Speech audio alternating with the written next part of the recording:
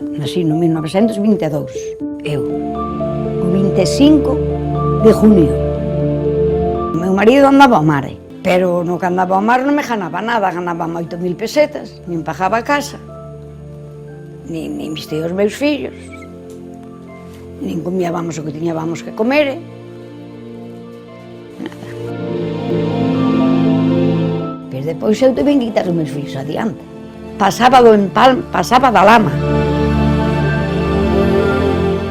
andando.